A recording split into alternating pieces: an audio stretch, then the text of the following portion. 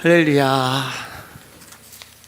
하나님의 말씀은 열왕기하 오늘은 6장 1절에서 7절까지의 말씀 우리가 보시도록 하겠습니다. 열왕기하 6장 1절에서 7절까지의 말씀입니다. 7절의 말씀이고요. 제가 한 절, 여러분 한 절, 마지막 절은 같이 읽겠습니다. 열왕기하 6장 1절에서 7절입니다. 선지자의 제자들이 엘리사에게 이르되 보소서, 우리가 당신과 함께 거주하는 이곳이 우리에게는 좁으니 우리가 요단으로 가서 거기서 각각 한 제목을 가져다가 그곳에 우리가 거주할 처소를 세우사이다 하니, 엘리사가 이르되 가라 하는지라. 그 하나가 이르되 청하건대 당신도 종들과 함께 하소서 하니, 엘리사가 이르되 내가 가리라 하고,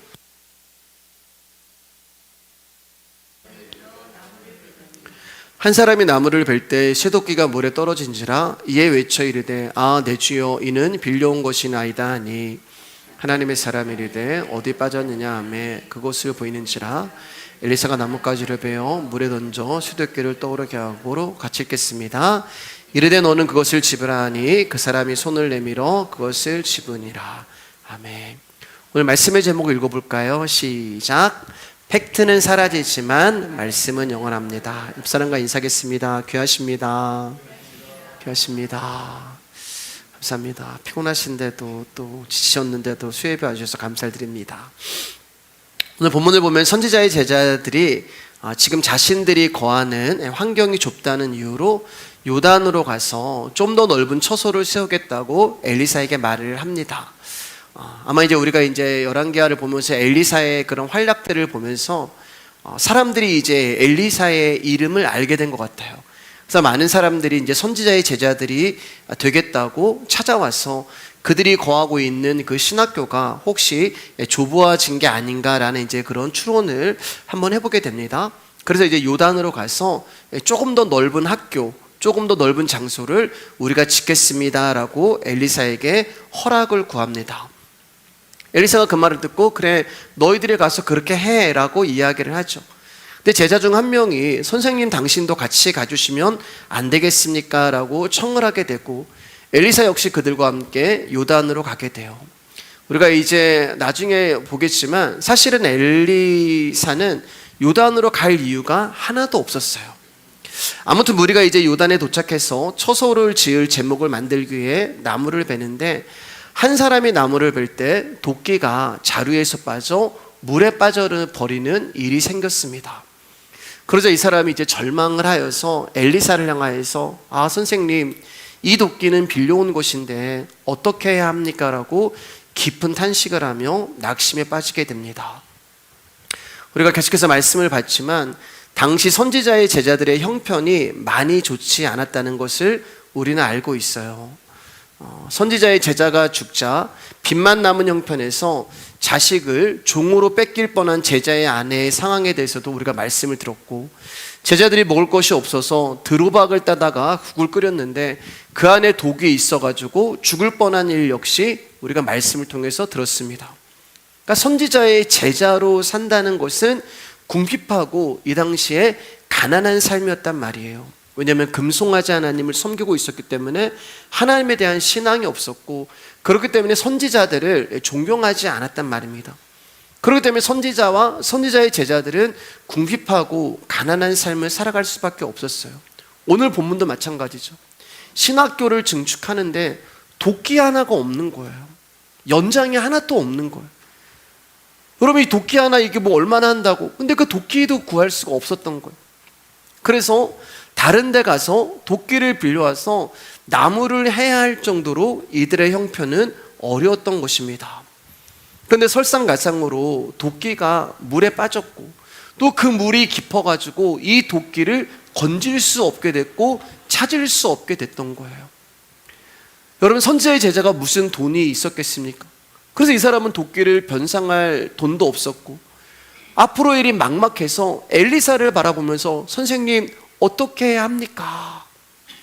자연적으로 탄식과 낭망이 나오는 거예요. 어떤 문제가 있는데 이 문제를 내가 해결할 수 있으면 괜찮아요. 근데 이 문제를 내 힘으로 해결할 수 없게 되면 우리는 어떻게 돼요? 절망이 되고 낭망이 되고 한숨이 나오고 탄식이 나와요. 자, 그런데 우리가 이 상황에서 놓치지 말아야 하는 중요한 한 가지가 있는데, 그것은 지금 이 절망과 낭망의 현장에 엘리사가 함께 있었다는 거예요. 우리가 알고 있듯이 엘리사는 능력이 있는 하나님의 선지자였습니다. 하나님의 선지자가 함께 한다는 말은 곧 하나님이 그 현장에 같이 계신다는 말이 되는 거예요. 이게 중요한 게 뭐라고 여러분? 하나님이 그곳에 분명히 함께 계시는데 절망과 낭망의 문제가 일어나고 있다는 거예요. 하나님이 함께 계시면 그런 일이 일어나면 안 되잖아요. 문제가 아예 생기지 않아야 되잖아요. 아니, 문제가 생겼다고 하더라도 하나님 그걸 막아주셔야 되잖아요. 근데 하나님이 분명 그 자리에 함께 계시는데 절망과 낭망의 문제는 그대로 일어나 있다는 거예요. 성경은 그것을 형통이라고 말씀하십니다. 우리 창세기 39장 21절 23절입니다. 시작. 여호와께서 요셉과 함께 하시고 그에게 인재를 더하사 간수장에게 은혜를 받게 하시매 간수장이 옥중 괴수를 다 요셉의 손에 맡김으로 그 재반 사물을 요셉이 처리하고 간수장은 그의 손에 맡긴 것을 무엇이든지 살펴보지 아니하였으니 이는 여호와께서 요셉과 함께 하심이라. 여호와께서 그를 범사에 형통하게 하셨더라. 사람들은 하나님이 함께 하신다고 생각을 할 때 나에게 절망적 상황이나 어려운 상황은 일어나지 않을 거라고 생각을 해요. 하나님이 나와 함께 하시면 하나님은 나의 일을 도와주시고 힘을 주셔서 모든 일이 잘 되게 해주실 거라고 생각을 합니다. 그래서 우리는 하나님이 함께 하시는 것을 형통이라고 생각을 해요. 그런데 그것이 사람이 생각하는 형통이란 말입니다. 오늘 성경이 말하는 형통은 바로 요셉과 함께 하시는 하나님을 말씀하시는 거예요. 분명 우리가 말씀을 읽었지만 요셉은 하나님과 함께 하셨다라고 확증하고 계세요. 근데 하나님이 요셉과 함께 하심으로 말미암아 요셉의 인생이 오히려 뒤틀려 버린 거예요. 하나님이 함께 하시지 않으셨으면 그는 노예로 팔리지도 않았고 감옥에 올 일도 없었단 말입니다. 그런데 하나님이 함께 하심으로 말미암아 요셉의 인생이 뒤틀려 버렸어요. 성경이 뭐라고 얘기해요? 여호와께서 요셉과 함께 하심으로 여호와께서 그를 범사에 형통하게 하셨다라고 말씀합니다. 자, 그러면 성경이 말하는 형통이라는 것은 뭐예요? 나의 길이 잘 되는 것이 아니에요. 내 꿈이 무산되고 하나님의 꿈과 하나님의 소망과 하나님의 계획이 이루어지는 방향으로 우리의 삶이 틀어져서 끌려가는 것이 형통이란 말입니다. 다시 말해서 우리의 인생에서 하나님의 섭리와 계획이 이루어지는 과정 가운데 주어지는 고난, 그 모든 것들을 포함한 우리의 인생의 모든 것들을 가리켜 형통이라고 얘기하는 거예요. 왜요? 하나님이 함께 하시고 당신의 계획대로 우리를 이끌어 가시고 당신의 섭리대로 우리를 이끌어 가신단 말입니다. 지금 하나님이 함께 하심에도 불구하고 도끼를 잃어버렸어요. 하나님이 함께 하시는데도 가난하고 하나님이 함께 하시는데도 궁핍하고 하나님이 함께 하시는데도 실패하고 하나님이 함께 하시는데도 탄식과 절망과 낭망의 상황이 발생을 한다는 거예요. 그런데 그 모든 고난과 어려운 일에 하나님이 함께 하신다면 그 모든 과정이 형통이라는 것입니다. 왜냐하면 하나님이 부르신 사람들은 우리의 꿈을 쫓아 사는 사람들이 아니에요. 내가 이것도 해보고 내가 저것도 해보고 내가 계획을 탁탁탁 세우잖아요. 내가 10대 때는 뭐가 되고 20대 때는 뭐가 되고 30대는 뭐가 되고 40대는 50대는 60대는 그거 하나도 이루어지지 않아요. 왜냐하면 하나님이 부르시고 택한 사람들은 나의 소망대로 내 인생이 되어지는 것이 아니라 하나님의 계획과 섭리에 의해 끌려가는 사람들이기 때문에 그렇습니다. 우리가 이 부분을 자꾸 착각하니까 하나님의 함께 하심을 만사형통 소원성취의 신앙생활로 가버리는 거예요.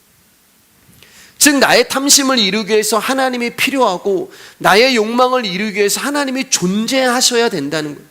근데 그런 하나님은 없어요. 오늘날 기독교에서 부르짖는 그런 하나님은 없습니다.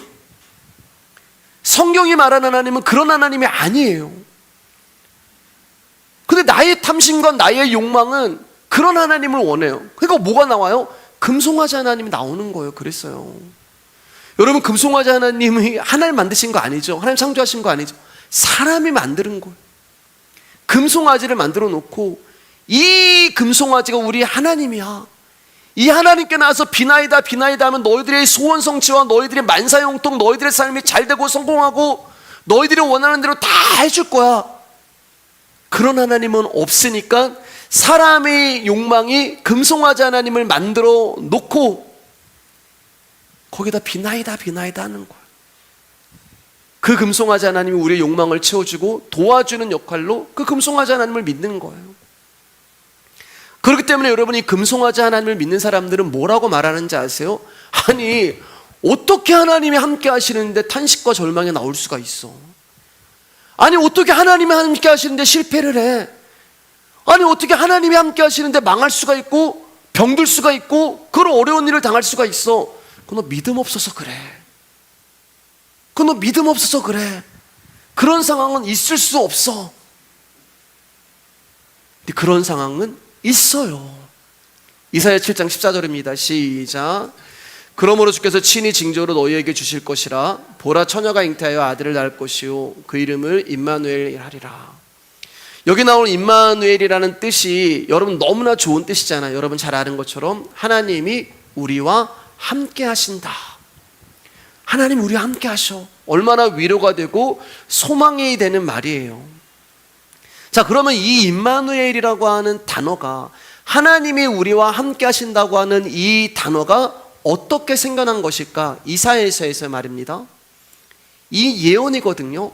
이 예언의 말은 유다의 아하스 왕에게 이사야 선지자가 한 거예요.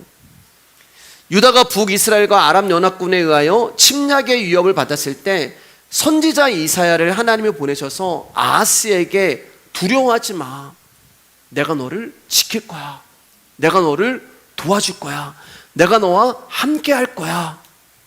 그렇게 이사야를 통해서 하나님 말씀을 증거하게 했어요. 하나님이 우리가 사무엘서부터 쭉 지금 열왕기까지 보고 있지만 하나님이 다윗에게 말씀하신 약속을 지금까지 계속 지키고 있단 말입니다. 그 약속으로 인해서 북이스라엘은 망해버렸지만 남유다를 하나님께서 붙드시고 지키시는 거예요. 그렇기 때문에 아하스는 어떠한 대적이 공격을 한다 하더라도 하나님이 당신의 약속을 지키시기 위해서 남유다를 보호하시고 지키시는 거예요. 그래서 아하스 가운데 하나님 말씀하시는 거예요. 이사야 선지자를 통해서 걱정하지 마. 내가 널 지켜줄 거야. 내가 너를 보호해 줄 거야. 내가 너를 도와줄 거야. 그러면 아하스가 해야 되는 것은 하나님의 전지전능하심을 믿고 그분을 신뢰하고 의지하면 되는 거였어요. 그게 아하스가 해야 될 일이었어요. 근데 아하스가 이 하나님을 믿지 않습니다. 하나님의 말씀을 신뢰하지 않아요. 하나님을 의지하지 않아요. 자, 그러니까 이사야가 아하스 왕이요, 하나님 말씀 믿지 않으면 뭐라고 얘기하냐면, 그렇게 하나님이 믿겨지지 않으면 이렇게까지 얘기해요. 지금 내가 전하는 하나님의 약속이 믿어지지 않으면 그러면 징조를 구해라. 우리 그런 거 잘하잖아요. 하나님, 그러면 제가 눈을 떴을 때 뭐가 이루어져, 그럼 제가 믿겠습니다. 그런 거 하잖아요. 잘 사인을 좀 주세요. 그럼 제가 믿겠습니다. 양털에 이슬이 척 해주세요. 그럼 제가 믿겠습니다. 제가 눈을 떴을 때 막 저 예전에 그런 게 됐거든요. 하나님, 막 어떤 막 기도하다가 하나님 이 기도에 응답하실 것이면은 구름이 걷히고 별이 보이게 해주세요. 딱 그래 눈을 떴는데 정말 구름이 걷히고 별이 보인 거예요. 근데 제 기도는 응답이 안 됐어요. 그냥 그때 구름이 걷히고 별이 자연적으로 뜨는 그것뿐이었어요. 우리 그런 거 많이 하잖아요.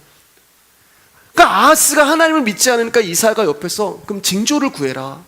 네가 그렇게 안 믿겨지면, 이 하나님 말씀이 안 믿겨지면 어떤 징조라도 구하면 하나님이 그 징조에 응답하실 거야. 근데 아하스가 징조 구하기도 거절을 합니다. 왜 그랬을까요? 하나님 눈에 보이지 않거든요. 지금 아하스 눈에는 눈에 보이지 아니하는 하나님보다 자신을 도와줄 수 있는 아수르가 더 크게 보이는 거예요. 하나님은 보이지 않아요. 근데 내 눈에 보이는 돈이, 내 눈에 보이는 사람이 나를 도와줄 수 있을 것처럼 느껴진단 말입니다. 자, 이처럼 징조를 구하지 않고 아수르를 믿음으로, 아수르를 의지함으로 하나님을 버려버린 아하스 가운데 하나님이 강제로 친히 징조를 주신 것이 임마누엘이란 말이에요. 자, 그러면 여러분, 우리가 임마누엘이라는 뜻을 다시 한번 곰곰이 생각하면 지금 어떻게 이 임마누엘이라고 하는 단어가 나왔는지를 곰곰이 생각해 보면, 하나님을 믿지 아니하고 징조를 구하지도 않고 하나님이 아닌 아수르의 힘을 믿은 아하스와 유다를 심판하시기 위하여 하나님이 친히 주신 징조가 임마누엘이란 말이에요. 그러니까 우리는 임마누엘, 하나님 우리와 함께 하시기 때문에 어떤 어려움도 어떠한 고난도 이길 수 있습니다. 아니요, 그 하나님이 우리와 함께 하시면서 심판하시는 거예요. 지금 그 말씀이에요. 임마누엘이란 말에는 우리에게 소망과 위로가 되는 단어가 아니라 함께 하신다는 그 하나님을 통하여서 우리를 심판하시는, 믿음 없음을, 하나님의 말씀을 의지하지 않으면, 하나님보다 다른 것을 의지하는 우리를 심판하시는 거예요. 그 심판은 어떻게 이루어졌는지 한번 마태복음 가보겠습니다. 마태복음 1장 22절 23절입니다. 시작.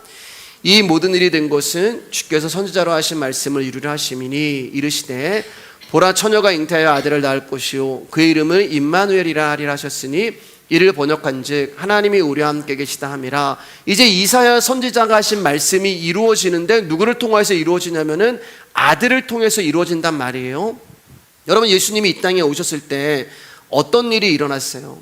예수님이 이 땅에 오셨을 때 2살 미만의 아이들이 전부 몰살을 당했어요. 예. 우리가 성탄절 때 하늘에는 평화요, 하늘에는 영광이요, 땅에는 평화로다. 그렇게 평화의 왕으로 오신 예수님 때문에 2살 미만의 아이들이 다 몰살을 당했어요. 그게 어떻게 평화의 왕이에요?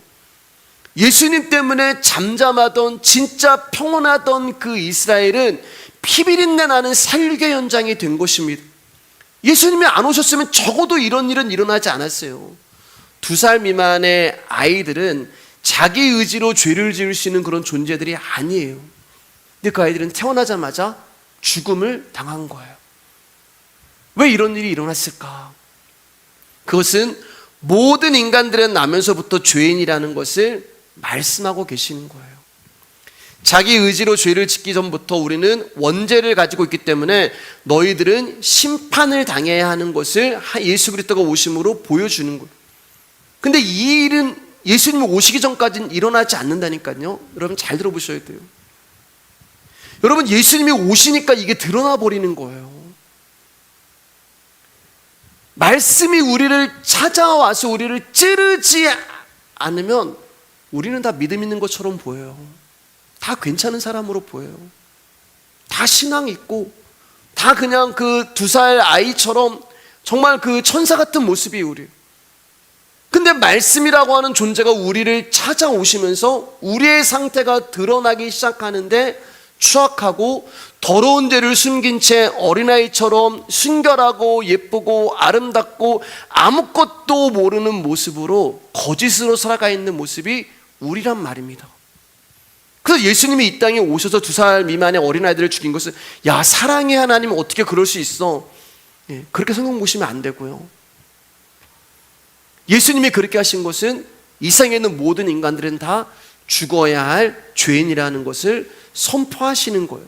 근데 그게 뭐라고요? 하나님이 우리와 함께 하신다는 임마누엘 안에 숨겨진 뜻이란 말입니다. 그러니까 그분이 우리와 함께 하시면 우리는 심판당할 존재라는 것이 드러난다는 뜻이에요. 하나님 우리와 함께 하시기 때문에 하나님이 이 문제를 해결해 주시고 우리를 위로해 주시고 우리를 소망의 우리 가운데 두시고 우리를 잘되게 해주시고 우리를 지켜주실 것이고, 임마누엘 하나님 찬양합니다. 임마누엘 하나님이 우리와 함께 하심으로 말미암아 내 안에 있는 죄가 드러난다는 말입니다. 말씀이 나를 찾아오면 드러나는 거예요. 말씀이 나와 함께 있으면 나는 그 말씀 앞에 엎드려 죽을 수밖에 없는 죄인이 되는 거예요. 죄, 구별, 심판, 약속, 생명을 위해서 하나님이 함께 하신다는 것인데 우리는 그런 생각을 하지 않죠. 그저 하나님 함께 하신다면은 축복, 형통, 치유, 성공 그런 것만 생각을 해요. 그러니까 말씀을 모르니까 에이 어떻게 사랑의 하나님 함께 하시는데 낭만과 절망과 실패가 있어. 아이 사랑의 하나님 어떻게 그러실 수가 있어. 사랑의 하나님이 계시는데 어떻게 그렇게 고난과 아픔을 당할 수 있어. 사랑의 하나님이 그러실 분이야? 사랑의 하나님도 어떻게 그런 위험한 일을 당하고 어떻게 그런 일이 생길 수 있어. 저분 무슨 죄가 있나? 저분 우리가 모르는 뭔가가 있어. 그러니까 저분 믿음이 있는 것 같았는데 저분 지금 우리가 모르는 뭔가 죄를 졌기 때문에 하나님이 지금 그거를 다스리는 거야. 이게 금송아지 하나님을 믿고 내가 복음을 믿고 있는 사람들이 주장하는 것이란 말이에요. 여러분 왜 선지자의 제자들이 신학교를 증축하는 일에 엘리사에게 요단으로 함께 가기를 요청하겠습니까? 엘리사는 갈 이유가 없다니까요. 여러분 나중에 가면 돼요. 증축하고 나서. 혹시 엘리사에게 선생님 현장 감독을 해주세요 그거 부탁한 것일까요? 아니면 일할 사람이 없어서 부족해서 부탁한 것일까요? 두 가지 다 말도 안 됩니다. 엘리사가 이곳에 올 이유는 전혀 없어요. 그런데 왜 선지자의 제자들은 엘리사가 자기들과 함께 하기를 원한 것일까요? 여러분 엘리사는 지금까지 수많은 이적을 행했습니다. 우리가 열왕기하 5장을 보면 나아만의 이제 문둥병도 치유했잖아요. 죽은 자도 살리고 놀라운 이적과 기적을 행했단 말이에요. 어떤 사람이 어떤 목사님이나 어떤 뭐 주의 종이라고 하는 이제 사람이 강단에서 막 선포했을 때 막 병이 났고 제가 무슨 이제 동영상을 봤는데 거기는 이제 매주마다 그 전우사님인지 모르겠는데 이제 예배를 드리고 나서 큰 교회 굉장히 큰 교회인데요. 그 성도님 중에서 병에 치유되신 분이 나와서 항상 이제 제가지고 이분은 이제 뭐 허리 디스크가 뭐였는데 뭐 하다가 이제 말씀을 듣다가 이렇게 뭐 났습니다. 그랬으면 할렐루야 간증을 하시더라고요. 여러분 사람들이 그런 거 보면은 어떤 이제 막 기적과 이적이 막 일어나고 그런 것을 행하는 사람을 보면은 그 사람이 대단하게 보입니다. 신비하게 보이고 심지어 경외심까지 들어요. 그리고 한 가지 더 드는 게 있어요. 그게 뭔지 알아요, 여러분? 그 사람을 의지하고 싶은 마음이 듭니다. 어떤 목사님이 막 대단해요. 막 병든 자가 막 일어나고 막 귀신 쫓아내고 그러면 그 사람도 저 목사님한테 안수 한번 받아봤으면, 저 목사님한테 나의 문제를 가지고 좀 나아가 봤으면, 저분 손이라도 한번 잡아봤으면, 그런 마음이 든단 말이에요. 근데 또 솔직히 말씀드리면 그 사람이 아니라 그분이 행한 기적과 이적을 의지하고 싶은 거예요.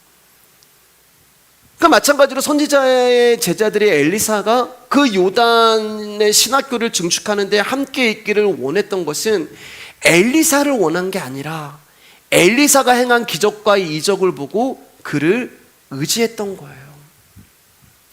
제가 어제 유튜브를 이렇게 보는데 한 영상을 봤는데 한 기도원 원장님이, 나이가 많으신 기도원 원장님이 나와서 이제 말씀을 하시는 짧은 영상이었습니다.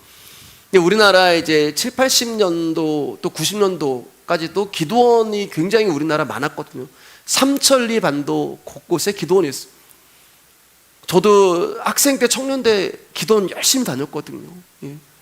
근데 지금은 그런 기도원이 문을 닫은 곳이 80%가 넘는데요. 기도원이 없어졌다는 말이에요. 그래서 그 원장 목사님이 나오셔서 이야기해 주시는 거예요. 그 기자가 기도원이 이렇게 왜 문을 많이 닫았습니까? 라고 물어봤을 때 거기에 대한 답을 내리시는데 이렇게 얘기하시더라고요. 예전에 기도원에 오는 사람들은 하나님과의 관계 때문에 왔습니다. 그렇게 고백하더라고요. 하나님과의 관계, 그분과의 관계를 회복하고 그분과의 관계를 맺고 싶고, 다시 말해서 하나님도 알고 싶고 하나님도 가까이 하고 싶고 하나님도 만나고 싶고 하나님을 더 깊이 느끼고 싶고, 그래서 기도원에 많이 왔다는 거예요. 그래서 그때 기도원이 부흥이 되고 기도원이 많이 넘쳤다는 거예요. 근데 어느 날부터 기도원에 부흥 강사들이 오기 시작하고 신령하다고 하는 사람들이 오기 시작하고 원장이 하나님 자리에 앉게 되고 기도원의 부흥의 그 목사와 강사들이 하나님의 관계와는 전혀 상관없는 복에 대한 이야기를 하면서 기도원은 망한 곳이다. 그분이 그렇게 얘기를 하시더라고요. 누구한테 기도받으면 복 받는더라. 어디 목사님이 용하다더라. 어디 기도원이 기도 끝발이 좋더라. 그러면 점점 하나님은 사라지고 사람의 이름과 사람의 기적과 표적과 난무하는 장소로 이리 우르르 갔다가 저기가 좋다 하면서 저리 우르르 갔다가,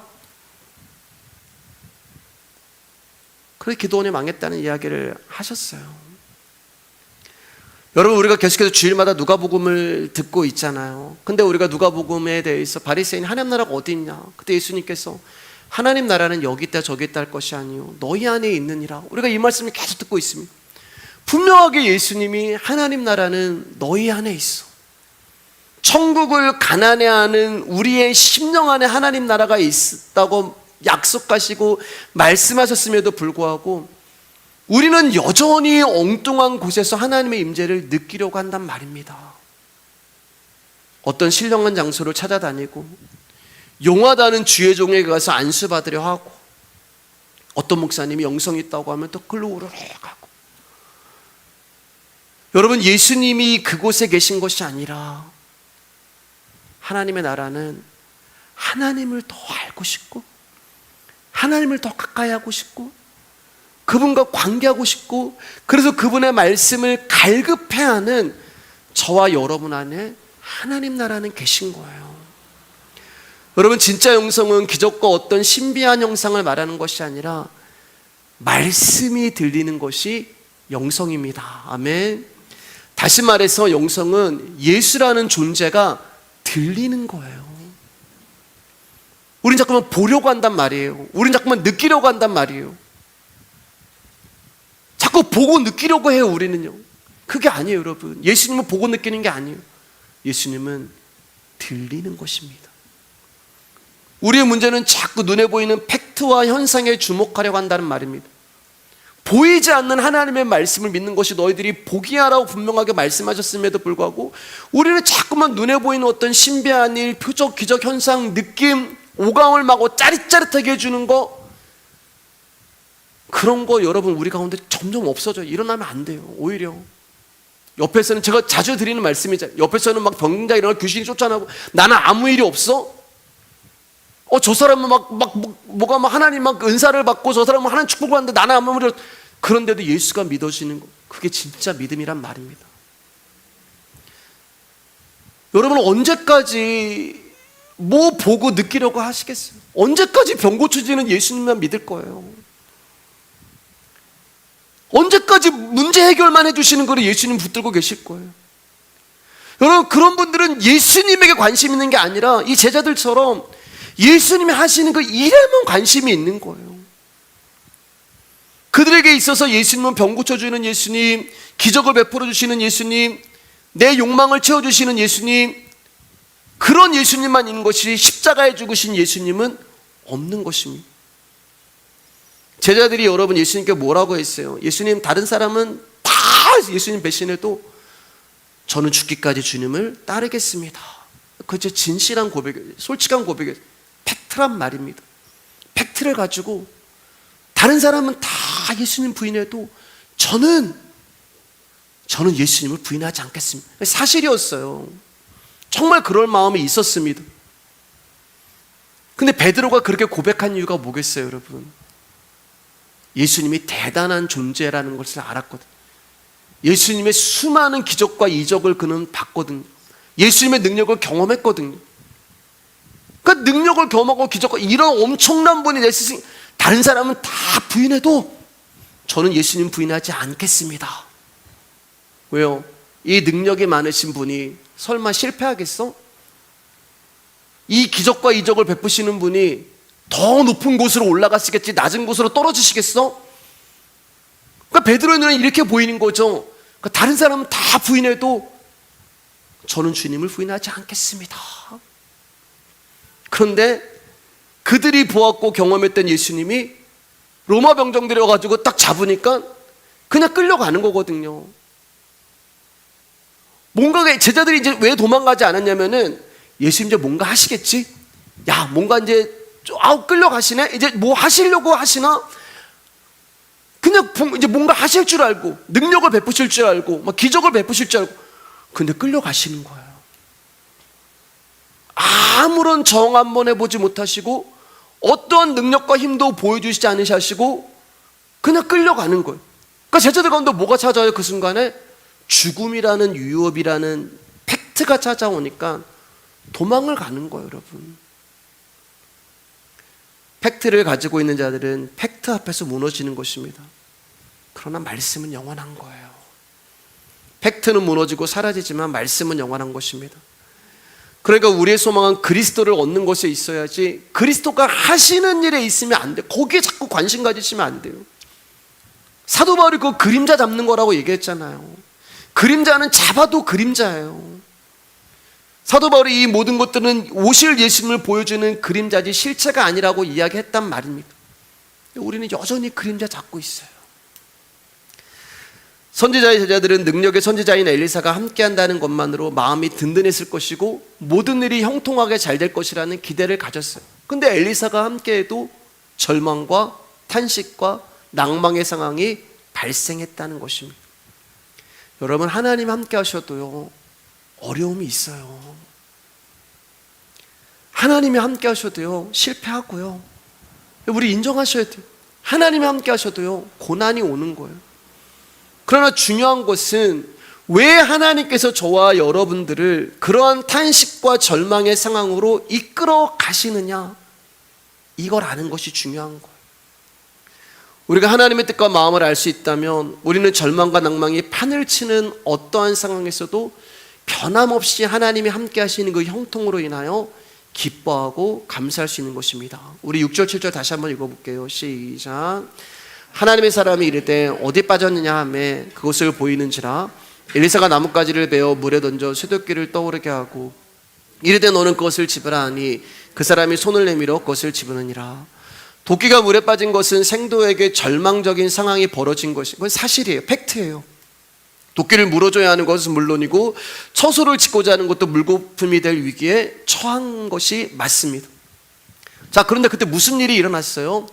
엘리사가 나뭇가지를 베어 물에 던지니까 쇳덩어리인 도끼가 물 위에 떠오른 거예요.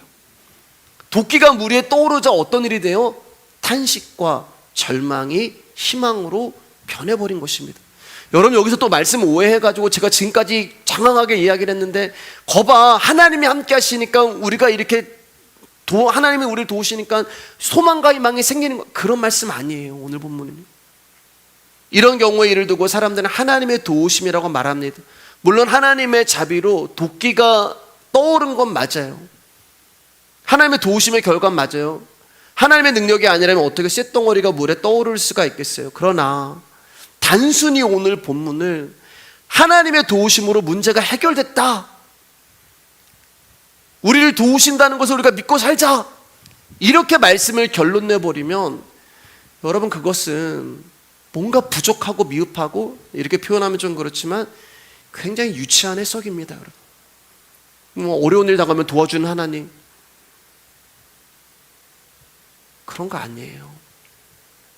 자, 도끼를 물에 빠뜨린 생도는 도끼 하나로 인해서 탄식과 절망을 경험했습니다. 그런데 동시에 그 도끼가 떠오름으로 인해서 하나님의 사랑과 자비와 도우심도 경험을 하는 거예요. 탄식과 절망을 경험했지만 하나님의 도우심으로 사랑과 자비도 경험을 하는 거예요. 탄식과 절망이 크면 클수록 하나님의 사랑과 자비 역시 더 크게 다가오는 거예요. 만약에 여러분, 도끼질을 하는데 도끼가 물에 빠지지 않았다면 어떻게 되었을까요? 아무 일도 일어나지 않았죠. 절망도 탄식도 없었을 거예요. 절망도 탄식도 없었지만 하나님의 자비의 도우심이 얼마나 큰 것인가를 경험하는 것도 없었을 것입니다. 왜냐하면 사람은 탄식과 절망의 상황이 없다면 하나님의 사랑과 자비의 도우심을 알기는커녕 잊어버리고 살아가는 존재이기 때문에 그래요. 우리 강혁이가 이제 청년부 방에 성경 통독을 이제 다 하고 늦은 밤에 항상 올리더라고요. 근데 이제 뭐 오늘 어디였죠? 스가랴였잖아요. 예, 뭐 스가랴 말씀 읽었습니다. 그냥 이렇게 하는데 우리 강혁이는 거기에다가 이제 조금 더 이렇게 달아요. 제가 은혜 같아요, 여러분. 뭐라고 닿는지 아세요, 여러분? 하나님 오늘 하루도 우리를 지켜주셔서 감사합니다. 어떤 날은 이렇게 달고요. 어떤 날은 하나님 오늘 하루도 아무 일 없이 하루를 보내게 해주셔서 감사합니다. 여러분 시시하게 들리세요? 아무 일도 일어나지 않았어? 그냥 무사히 하루를 지켜주셨다는 그런 청년의 고백이 밋밋하게 들리세요? 엄청난 기적이 일어나야지 감사가 나오고 뭐가 대단한 것이 있어야지 감사가 나올 것 같은데 시시하고 밋밋하게 들리세요? 아니에요, 여러분. 이게 진짜 영성이란 말입니다.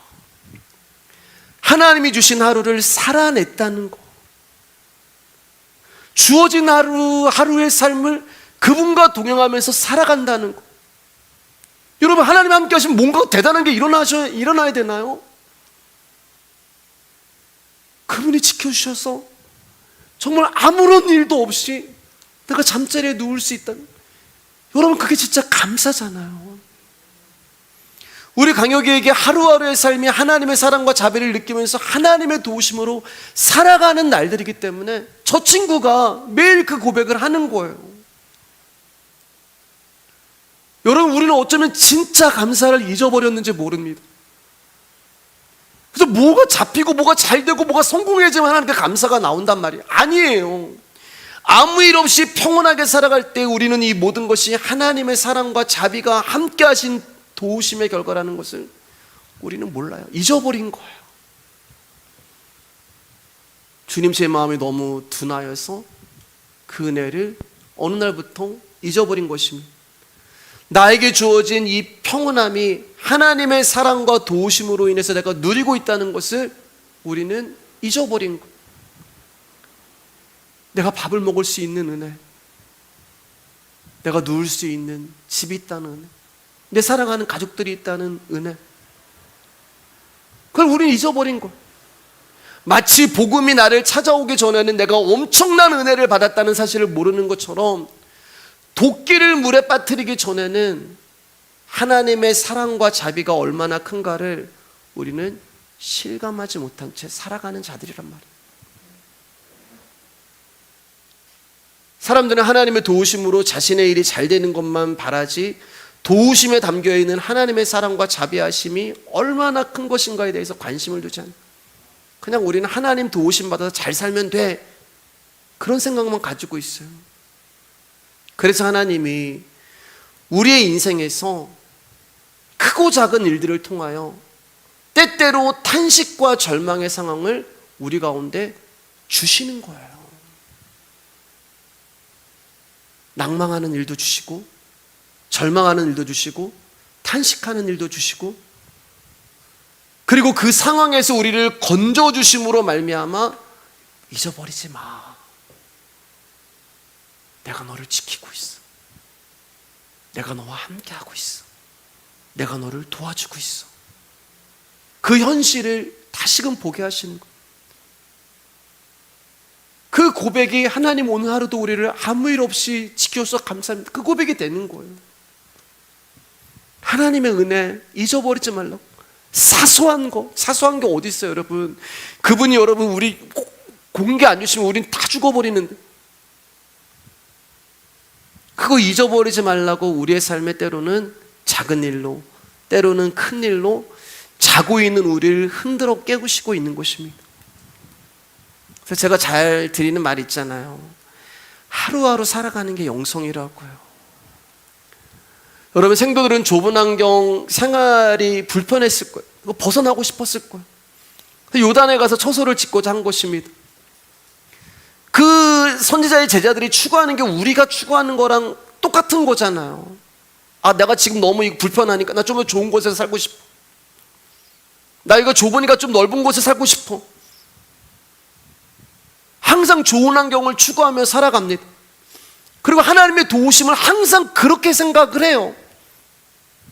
뭔가 하나님, 내가 하나님에서 큰 집을 지어드리겠습니다. 하나님, 이 신학교가 너무 좁아요. 선지자의 제자들이 저렇게 많이 오는데요. 하나님, 제가 신학교를 크게 지어야 될 것 같습니다. 하나님, 제가 예배당을 건축하려고 했는데 정말 크고 멋진 예배당을 건축해서 하나님, 많은 사람들 하나님께 영광을 돌리고, 크고 영광 아니에요. 그건 종교인들이 하는 말이에요, 여러분. 하나님, 정말 교회를 크게 건축해서 멋지고 아름다운 막 교회를 건축해서 하나님께 영광 돌리게, 하나님 그런 거 영광 안 받으신단 말입니다. 그러니 저를 도와주세요. 종교에서 하는 말입니다. 성도는 하나님의 크신 사랑과 자비하심을 알게 해주십시오. 이게 성도의 신앙의 고백이 되는 거예요.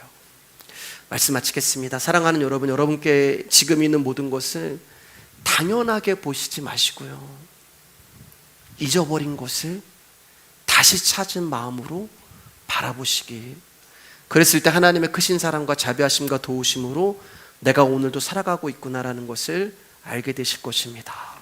오늘은 여기까지 하겠습니다.